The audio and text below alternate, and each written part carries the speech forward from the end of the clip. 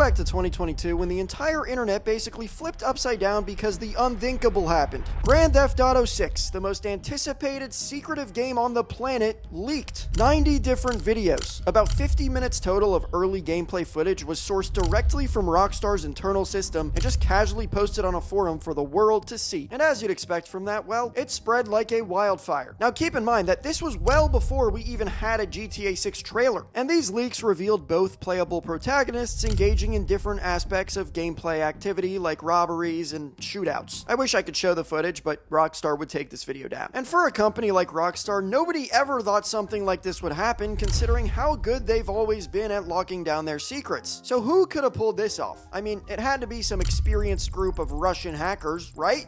No, it was actually a 17-year-old kid who was sitting in a budget hotel room with an iPhone, a keyboard, and the same type of Amazon Fire Stick that's probably plugged into your grandma's TV right now. His name is Arion Kurtaj from Oxford, England, and his story is absolutely wild. So let's get into how he even got to this point. This kid was not your typical teenager. While most kids his age are worried about homework or hanging out with friends, Arion was living a double life. He had autism, and in the real world, he was a quiet kid who struggled socially and bounced between special needs schools, but online, he was a whole different person. He was pretty well known actually, and that had to do with his hacking skills. Investigators found posts that suggest this kid had been hacking since he was 11 years old. I mean, that's absolutely absurd considering the fact that most 11-year-olds are trying to figure out how to not get scammed in Roblox. But Arion, on the other hand, he was apparently already asking around in cybercrime forums about how to hack Minecraft servers. But that was at 11 years old, and by 15, he was allegedly throwing around some serious money online. This article says that at this age, he was paying $10,000 online for hacking tools. Now, where in the world is a 15-year-old even getting this kind of money? You see, Arion was part of this underground hacking group, I guess you could call it, and it's basically like a club of young hackers who can basically talk their way into any computer system. And surprisingly, they weren't even really using fancy coding skills half the time. They were just really, really good at talking to people and tricking people. It's called social engineering, and these kids were extremely good at it. For example, Arion and his buddies would do something like call up an IT help desk pretending to be an employee who worked at a company and they lost access to their account. And somehow, while faking all of this, they'd convince adults with actual jobs to hand over real login information. In 2021, when Arion was just 16 years old, he joined this hacking group called Lapsus. And these kids were not your stereotypical hoodie-wearing hackers who would live in a basement and try to get rich off ransomware. Instead, these guys were a lot more worried about popularity and clout within the hacking world. So instead of quietly stealing data and selling it for millions like most normal hackers, these guys would do something a little bit different. These guys would break into massive companies like Microsoft, Uber, Nvidia, and then do the weirdest stuff. Like, I'm talking really weird. And then they'd go and brag about it on their Telegram page. The one they did to Uber was probably the most outrageous, and we're gonna get to that later. But the first one that got a lot of attention was when they hacked into Brazil's Ministry of Health, and then they just casually deleted like a massive chunk of the entire country's COVID vaccination database. They also hacked into Nvidia and released a 20 gigabyte archive of employee logins and then threatened to release more. But instead of asking for money as a ransom, they demanded that Nvidia remove its limits on crypto mining for their graphics cards, which was great for crypto bros, I guess. Now, I will say that although trolling was Arion's first priority, he did get his fair share of money. And by fair share of money, I mean like he had 300 Bitcoin at one point. Apparently, he lost most of that money to gambling though, and in the most poetic and ironic twist imaginable, other hackers. But that was not even close to Arion's biggest mistake. You see, things really started to go sideways for this guy when he decided to buy this website called Doxbin for $75,000. Basically, it's where hackers go to get each other's personal information like addresses, phone numbers, and family info. Pretty much anything you want to know about someone was on this website. But after buying the site, he was sort of running it into the ground because he wasn't managing it properly, and the users on the website were not particularly happy about this. I guess you can't just buy the sketchiest website on the internet and then manage it like a neglected group project at school. So anyways, the users, along with the previous owners, finally pressured him into selling it back to the original owner, and he did so, but not before doing something incredibly stupid out of pure emotional instability and saltiness, for the lack of a better word.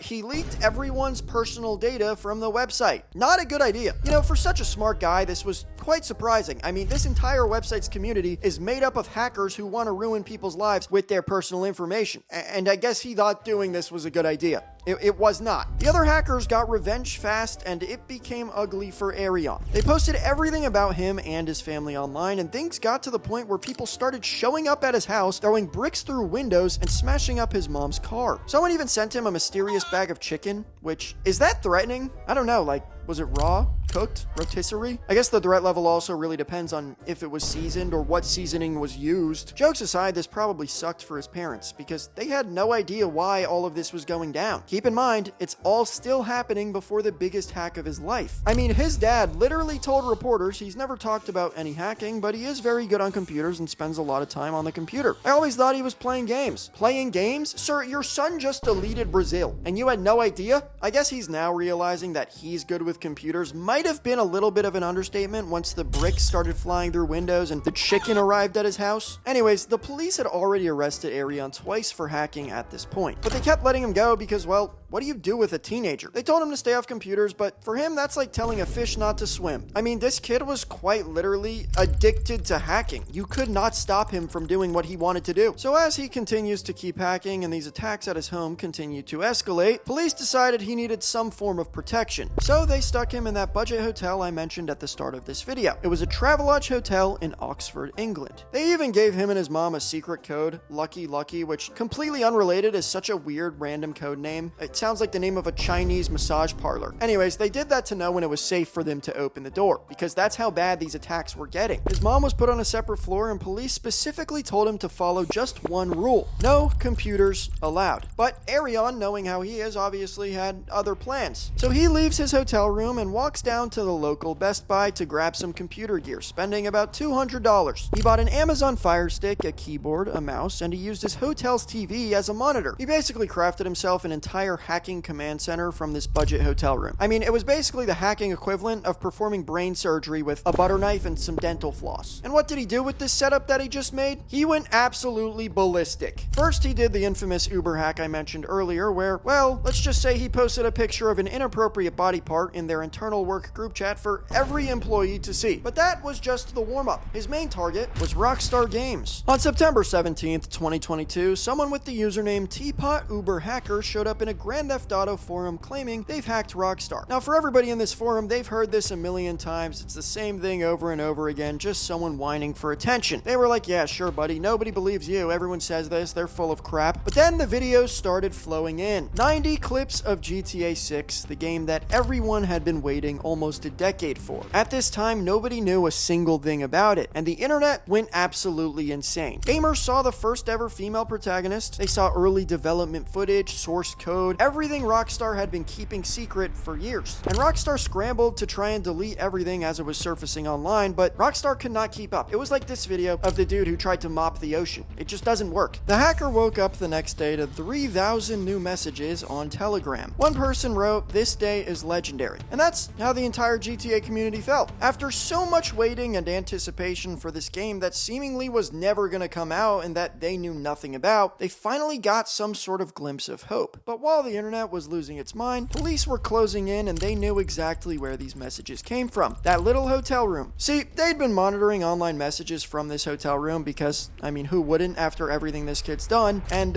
they knew exactly what Arion was up to when it was going down. On September 22nd, right around 9 p.m., they knocked on room M15's door. When they walked in, they found everything. The Fire Stick still plugged into the TV, the keyboard, the mouse, and his iPhone, which he was hiding under his bed sheets. He was arrested again, but this time, they were not letting him off. Now, the hotel manager later said Arion had been super polite and quiet during his stay. He just seemed to be this shy kid who kept to himself. Nobody suspected that he was causing millions of dollars of damage from that little hotel room. When the police knocked on his mom's door to tell her that he had been arrested once again, I can't imagine what she felt. Court records show that she had been trying to help him for years, getting him into special schools and dealing with social services constantly. His psychiatrist said that he was desperate to fit in somewhere, and the only place he found acceptance was in these online criminal communities. So anyways, he goes to trial, and it's intense. After 7 weeks, they found him guilty of everything, and the damage he caused was insane. Companies spent millions on cybersecurity and legal fees, all because of him. For instance, Rockstar said this breach costed them $5 million, and apparently Uber's hack costed them $3 million to deal with. So yeah, because of this, his punishment ended up being bad. The judge gave him what's called an indefinite hospital order. Basically, he's locked up in a secure mental health facility facility until doctors and the government decide he's not dangerous anymore. He could be there for the rest of his life for all we know, and he was only 18 years old. They also found out that Arion was pretty violent in prison before his trial. Mental health assessments showed that he wanted to go right back to hacking as soon as he's out of that place. He basically showed no remorse whatsoever, so it's not looking like he's getting out of this facility anytime soon. Now, there is a ton of controversy around his punishment because it could basically become a life sentence, and his lawyer said that this was way too harsh for a teenager who does have autism. They argued that there had to be a better way for him to use his skills for good instead of just locking him up for good. And honestly, they might have a point, but at the same time, if this kid's not showing any remorse, it does seem like he's just gonna go straight back to his roots. And it's kind of mind-blowing to me because I feel like this kid could probably secure like an insane job if he just decides to use his skills for good, but no, he just decides to be the villain. At the end of the day, this kid's story isn't just about the GTA 6 leaks. It's about potential and what happens when it gets pointed in the wrong direction. The kid clearly had insane talent. I mean, he could outsmart billion-dollar companies using tools from a hotel TV and a $40 Fire Stick. But instead of building something, he caused destruction. And at the end of the day, he's not the only one. There are so many people out there with so much talent, creativity, and passion, but they use it to tear things down instead of build things up. So I guess my question here is, what if more people decided to use their skills to do good, to create something, to help people, and to just make the world a little bit better instead of worse?